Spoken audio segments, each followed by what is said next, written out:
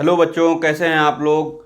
आज हम इस वीडियो में हिंदी के सबसे महत्वपूर्ण टॉपिक पर बात करने वाले हैं और वह टॉपिक है वर्ण।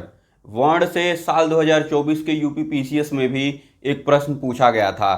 तो चलिए हम आज समझते हैं कि वर्ण होते क्या हैं, वर्ण के कितने प्रकार होते हैं और भाषा की जो सबसे छोटी इकाई होती है हम उसको परिभाषित कैसे करेंगे, जो कि क्लास 6 और 9th के एंट्रेंस के लिए काफ़ी महत्वपूर्ण होता है, चाहे वह एएमयू हो, जामिया हो या फिर अन्य कोई भी यूनिवर्सिटी हो। तो चलिए सबसे पहले हम देखते हैं वर्ण होते क्या हैं, वर्ण किसे कहते हैं।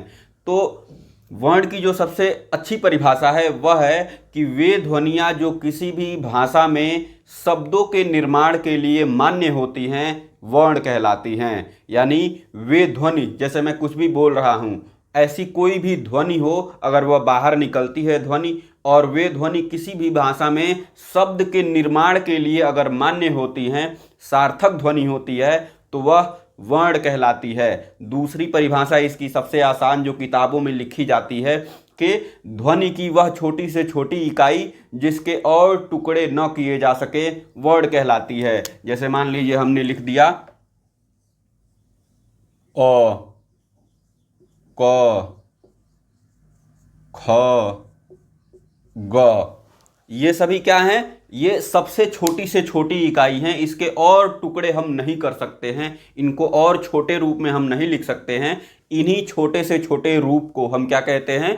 वर्ण कहते हैं। अच्छा, वर्ण के भेद कितने होते हैं?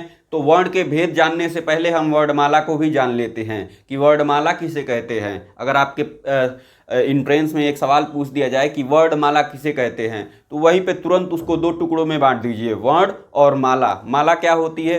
एक रस्सी में हम मोतियों को पिरो देते हैं तो माला हो जाती है। वैसे ही जब वर्णों का समुदाय आपस में मिलता है तो वर्णों के उन समुदाय को ही, वर्णों के उस ग्रुप को ही हम क्या कहते हैं? वर्णमाला कहते हैं। अब इसके बाद से हम वर्ण के भेद पर आ जाते हैं। तो वर्ण के दो भेद होते हैं, कौन कौन से? पहला स्वर और दूसरा व्यंजन। स्वर किसे कहते हैं और व्यंजन किसे कहते हैं, ये काफ़ी इंपॉर्टेंट टॉपिक है। क्लास 6 और 9th के एंट्रेंस के जो भी बच्चे हैं ध्यान से इसको देखें और इसको आप स्क्रीनशॉट ले लें या फिर लिख लें, ताकि काफ़ी आसानी होने वाली है, क्योंकि इससे बार बार प्रश्न पूछे भी जाते हैं, कोई भी एंट्रेंस हो। सिर्फ 6 और 9th के लिए ही नहीं, या बड़े से बड़े एग्जाम्स में भी हिंदी के जो पोर्शन होते हैं, हिंदी का जो सिलेबस होता है, उसमें पूछा जाता है कि वर्ण क्या है, शब्द क्या है, वाक्य विचार क्या होता है, और क्रिया विशेषण, जो भी टॉपिक्स हैं जो क्लास 6 9th के लिए हैं, सिर्फ क्लास 6 9th तक ही सीमित नहीं है, ये अच्छे अच्छे एग्जाम्स में भी पूछे जाते हैं। जैसे यूपीपीएससी, यूपीएससी के जो हिंदी के पार्ट्स होते हैं उसमें भी इसका जिक्र होता है। जैसा कि मैंने बताया कि यूपी पीसीएस 2024 में भी पूछा गया था कि अंतस्थ व्यंजन क्या होता है। हाँ, तो जो जानते हैं वह आराम से लगा सकते हैं।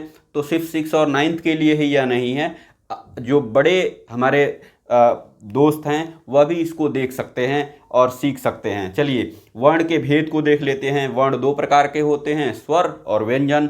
स्वर क्या होता है? स्वर यानी हम स्वर किसे कहते हैं? वॉवेल। इंग्लिश में हम इसको क्या कहते हैं? वॉवेल। तो स्वर क्या होता है? तो वे ध्वनियाँ जिनके उच्चारण में जो वायु है वह फेफड़ों से होकर सीधा बाहर की तरफ निकल जाती है।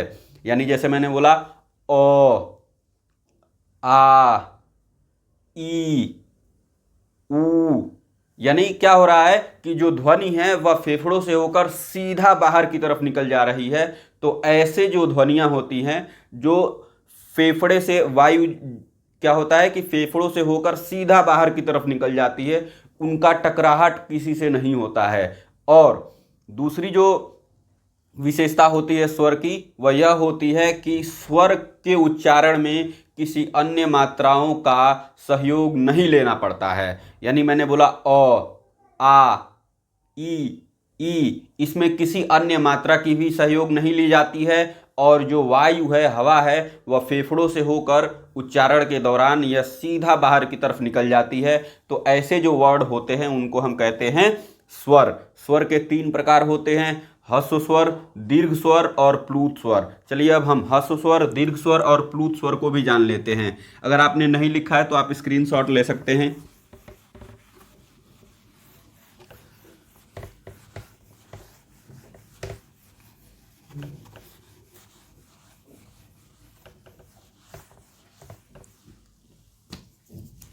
चलिए, पहला जो स्वर का भेद था ह्रस्व स्वर,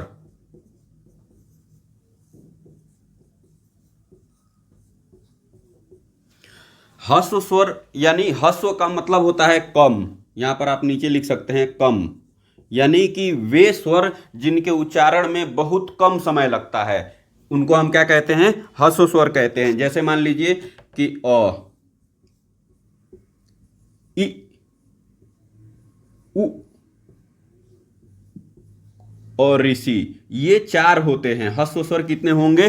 चार होंगे। अगर आपके एंट्रेंस में पूछ दिया जाता है कि ह्रस्व स्वर कितने होते हैं, तो सीधा सा जवाब है कि ह्रस्व स्वर चार होते हैं, जिनके उच्चारण में बहुत कम समय लगता है उनको हम ह्रस्व स्वर कहते हैं। जैसे अ, इ, उ, ऋषि। ठीक है, इनमें हम क्या होता है कि बहुत कम समय लगता है, इसको हम ह्रस्व स्वर कहते हैं। वैसे ही जो दूसरा इसका प्रकार है स्वर का, वह होता है दीर्घ स्वर। दीर्घ स्वर, दीर्घ यानी ज्यादा, दीर्घ यानी ज्यादा, तो जिनके उच्चारण में ह्रस्व स्वर की तुलना में 2 गुना समय लगता है। कितना? 2 गुना समय।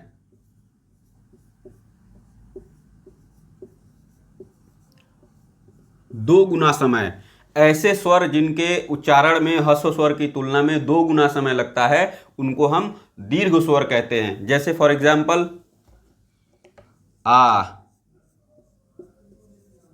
ई, ऊ, ए, ऐ, ओ, ओ, ये होते हैं आपके दीर्घ स्वर। वैसे ही तीसरा जो प्रकार है वह है प्लूत स्वर, जो बार बार पूछा जाता है कि प्लूत स्वर क्या होते हैं। इसको भी जान लेते हैं। प्लूत स्वर,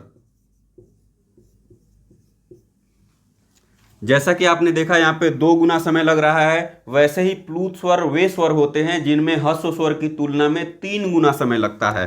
कितना? 3 गुना। इसमें 3 गुना समय लग रहा है और इनको हम कहते हैं प्लूत स्वर। जैसे हम किसी व्यक्ति को दूर से बुलाते हैं, जैसे हमने कहा मां, तो प्लूत स्वर का हमें पहचान इस तरीके से करना है कि अगर प्लूत स्वर लिखा होगा तो वहां पे 3 का सिंबल जरूर लिखा होगा, तो इसको हम कहते हैं प्लूत स्वर। ठीक है, जहां पे 3 गुना समय लगता है, लेकिन जहां पे आवाज लंबी खींचते हैं हम लोग। ठीक, ऐसे स्वरों को हम कहते हैं प्लूत स्वर। अच्छा, यह हो गया ह्रस्व स्वर, दीर्घ स्वर और प्लूत स्वर। स्वर की परिभाषा भी हमने जान लिया। अब हम आते हैं व्यंजन पर कि व्यंजन क्या होते हैं। तो जैसा कि हमने देखा कि स्वरों के उच्चारण में जो हवा है, वायु है, वह फेफड़ों से होकर सीधा बाहर की तरफ निकल जाती है। वैसे ही व्यंजन,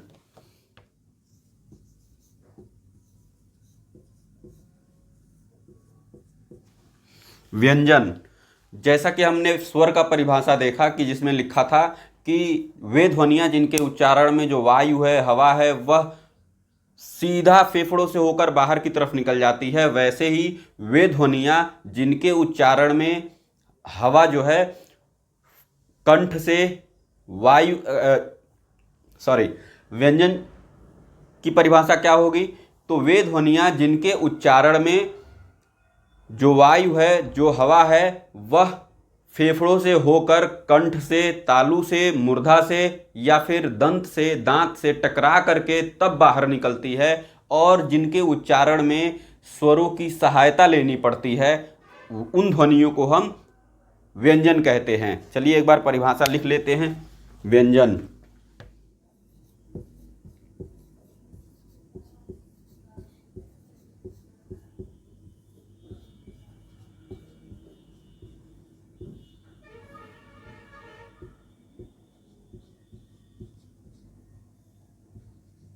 वे ध्वनियां जिनके उच्चारण में वायु,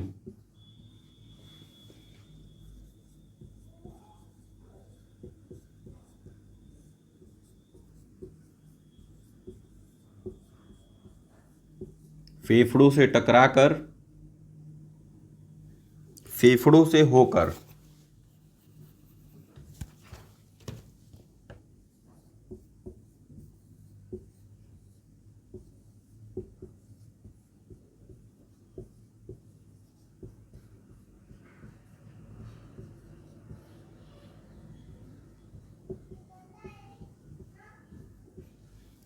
दांत से टकरा कर बाहर निकलती है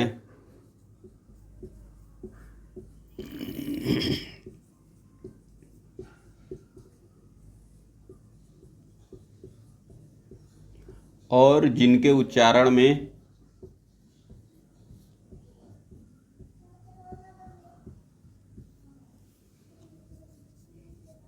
स्वरों की सहायता लेनी पड़ती है।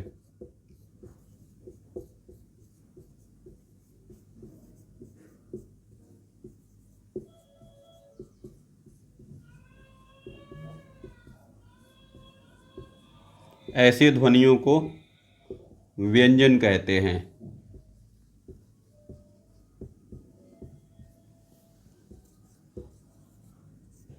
जैसे हमने क लिखा, ख, ग, घ आदि। ठीक है, यानी वे ध्वनियां जिनके उच्चारण में वायु फेफड़ों से होकर कंठ से, मूर्धा से, तालु से या फिर दांत से टकराकर बाहर निकलती है, ऐसे ध्वनियों को हम वर्ण कहते हैं, या फिर वे ध्वनियां जिनके उच्चारण में स्वरों की सहायता लेनी पड़ती है। अब व्यंजन के कितने भेद होते हैं? तो व्यंजन भी मुख्यतः 3 प्रकार के होते हैं। कौन कौन से? स्पर्श व्यंजन, स्पर्श व्यंजन, अंतस्थ व्यंजन और स्पर्श व्यंजन। एक एक देख लेते हैं। स्पर्श व्यंजन,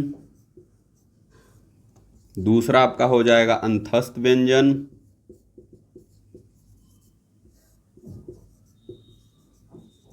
और तीसरा आपका होगा ऊष्म व्यंजन।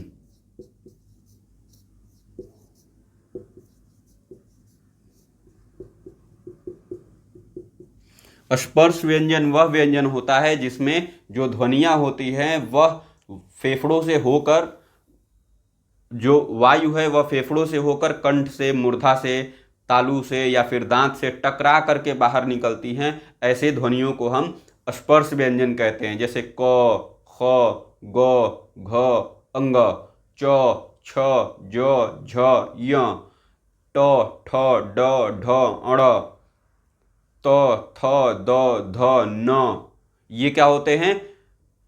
स्पर्श व्यंजन। प, फ, ब, भ, ये होंठ से टकरा रहे हैं, तो ऐसे जो व्यंजन होते हैं स्पर्श व्यंजन कहलाते हैं। वैसे ही अंतस्थ व्यंजन, अंतस्थ व्यंजन को हम अर्ध स्वर भी कहते हैं।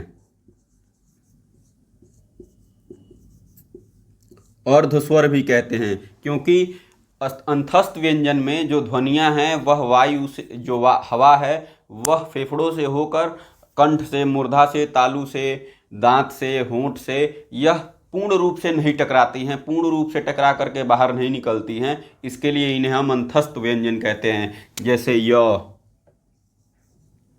र, ल, व, ये होते हैं अंतस्थ व्यंजन। वैसे ही ऊष्म व्यंजन क्या होता है?